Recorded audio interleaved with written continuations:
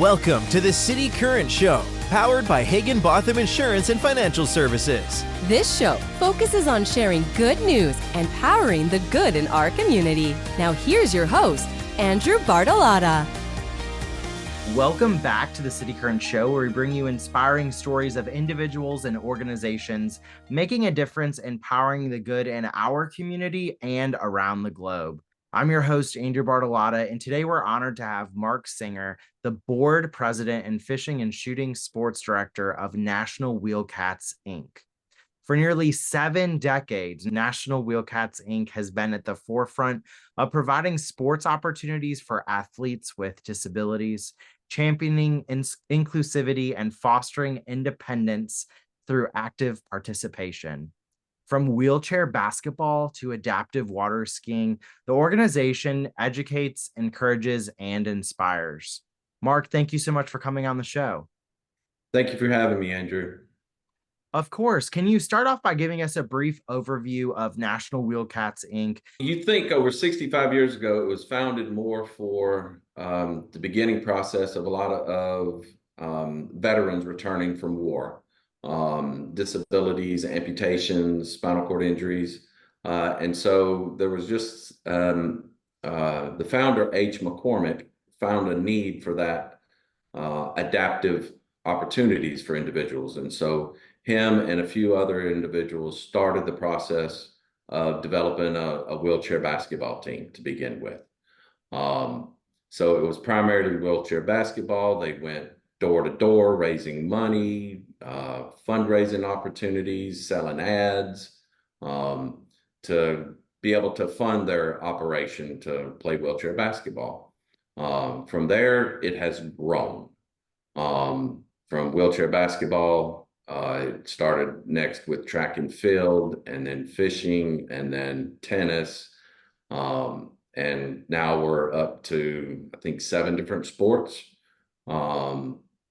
Of course, still basketball, softball, tennis, water skiing, shooting and fishing, sled hockey. So there's a lot of opportunities for individuals with mobility impairments to get involved with adaptive sports. How are some of these sports adapted for athletes with these mobility impairments?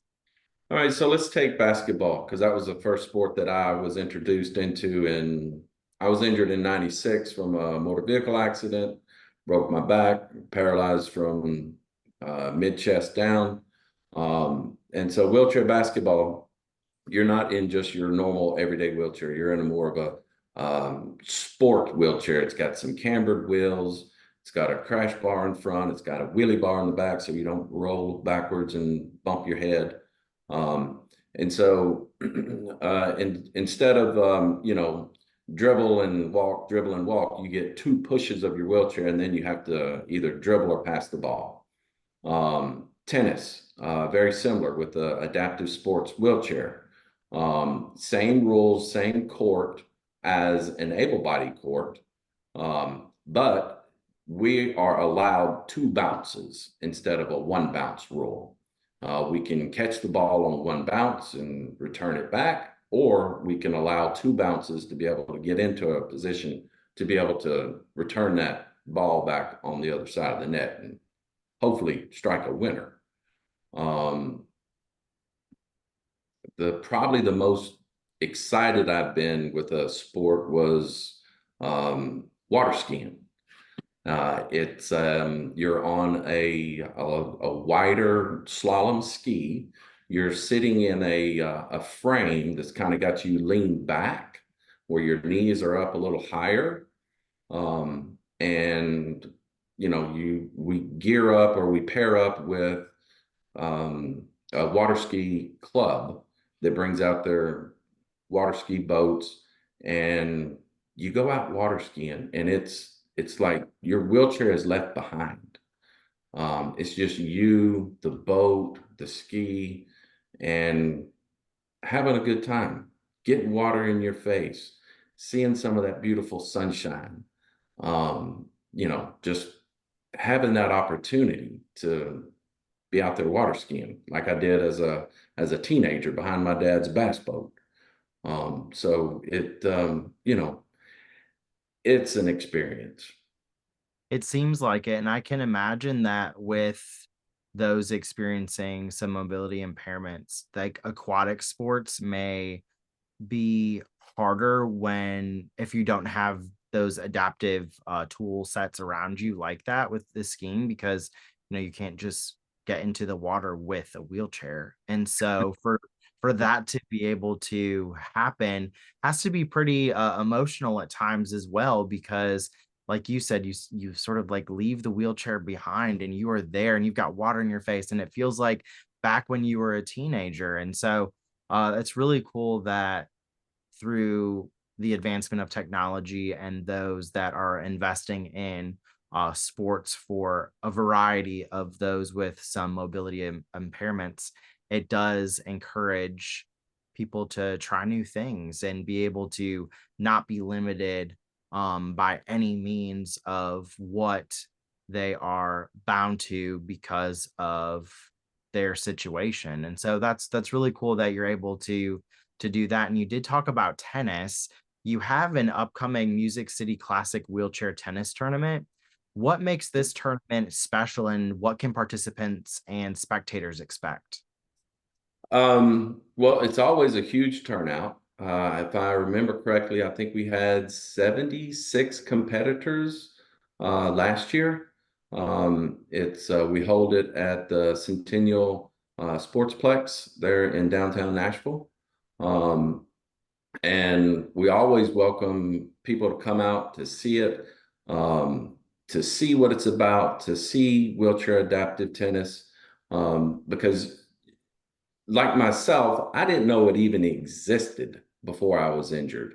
And this right here can not only is it opening eyes to those individuals with mobility impairments, but it's also opening eyes to the average everyday person that they may have a friend, a relative, a neighbor, or someone that they know that doesn't know anything about it. And so this is an opportunity to watch some of these, you know, world-class athletes come out and play wheelchair tennis. Tennis is set up in different stages from, or let's say a class. You've got your beginner class, let's say it's the C group, B group, A group, and an open group, to where that more competitive, um, better tennis player is going to be playing in that open group, versus someone that's a new individual to tennis that's coming out and playing. Um, Both men and women, children are all out there playing adaptive sports. I love to see the youth out there, just spinning their wheels, chasing down balls, and returning them back over the net. It's truly inspiring to watch them get out there and play. I can imagine that sounds super cool to be a part of. As you mentioned, it's at the Centennial Tennis Center in downtown Nashville. It looks like your Music City Classic wheelchair tennis tournament this year will be June 28th through the 30th. So for those listening, please make sure to put it on your calendar to attend. And for those who may say, sports, not as much for me, but bingo is. The bingo barn is highlighted as your main fundraising source. How does this unique approach support your organization and how can the community get involved there? Well, again, yes, we operate a bingo barn in Guthrie, Kentucky. That's where 90+% of our funding comes from, to support us in our endeavors to participate in wheelchair sports. Um, if anybody wants to come up and play bingo, by all means, come up and play some bingo. We'll have different, from time to time, I'm up there assisting and helping, with, selling extra slips, calling back call numbers. Just most of the bingo players up there, when I'm up there, they just call me Mr. Harassment because I like to give everybody a hard time. So it's it's one way for us to raise the funds to support all of these endeavors that we're, looking forward to getting out there. Definitely. Now, participation in sports can significantly impact one's physical and emotional well-being. Can you share a success story that embodies the transformative power of your programs? At one point in time, I had ran into a individual. I nicknamed him Caveman because he had literally had been in his apartment for 6 months. He wasn't leaving. Me being the person that I am, I quickly introduced him to, getting involved with the National Wheelcats. He didn't know how to transfer from his wheelchair into a vehicle. So I actually drove my car to his apartment, picked him up and took him to a water ski event there on Percy Priest Lake. And to me, that opened his eyes to where he can see, hey, I just don't have to stay in my apartment. There is more to my life after my injury. So to me, that's what this is about. As you said in the beginning, inspire, encourage, and educate. That's what it's about. Inspiring that person that they can continue to be a productive person, to continue to live, continue to do the things that they want to do. Now, it may be a little different than the way we used to do things. I still have a difficult time changing a light bulb, but I can still drive a vehicle, go to work, play sports, and encouraging them to continue to stay with it and to get better and to, be themselves. A lot of times, because I did some peer counseling, and a lot of times that I see with someone that's had an injury or a disability, I look at it, it's like adding salt. So if you, just like with cooking, you add salt to something, it's going to enhance that flavor. So if you're a pretty decent person and you've had a traumatic injury, it's kind of adding a little salt to you. So it's bringing out that personality out of you.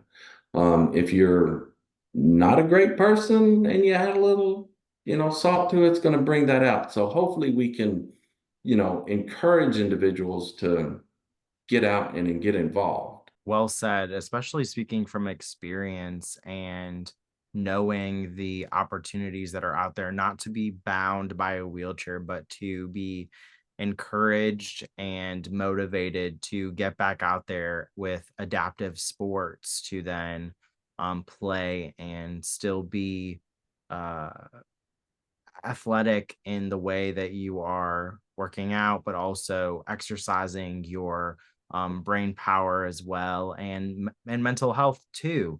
What puts Mhm. a smile on your face when you look at the work that you've been able to do with National Wheelcats?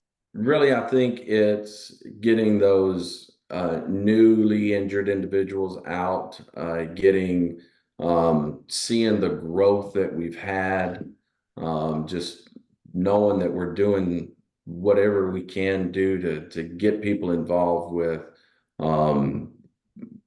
being involved with wheelchair athletes, or wheelchair sports, and it's not just a sporting event. It's also, you got to look at it from a mentorship. I know for myself, the first time I went out and participated in wheelchair tennis, I drove myself out there. I put my chair together and got in and out of my car, and it took me like 20 minutes.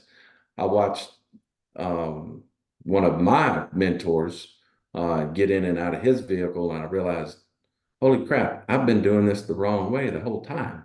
Because he was like, lickety split, he got it done. And so it's that understanding of the ways to do things now that you're got some sort of a disability. And to be, like you said, around people that are experiencing the same adversity, but also learning how to adapt to it and to find new ways for efficiency or also camaraderie for each other. Mark, it's been an absolute pleasure learning about National Wheelcats Inc. and the incredible difference that you're making and your team are making in the lives of athletes with mobility impairments. Thank you for sharing your insights for leading such a pivotal organization in our community. Thank you for hosting me. And I'm just a very small part of a large organization, and I'm just trying to give back. Well, thank you for all you do to power the good in our community and around the globe. All right. Thank you, sir.